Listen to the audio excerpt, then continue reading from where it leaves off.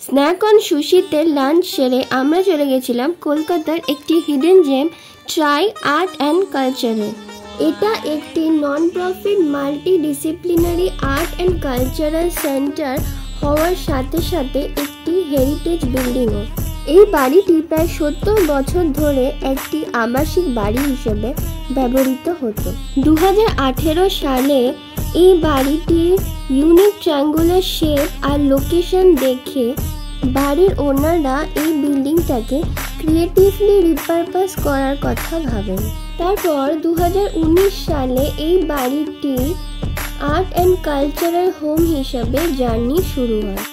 এখানে নানা সময় নানা রকমের art and culture related exhibition চলতেই থাকে। আমরা যখন এখানে গেছিলাম তখন এইখানের এক্সিবিশনটার টপিক ছিল হোম।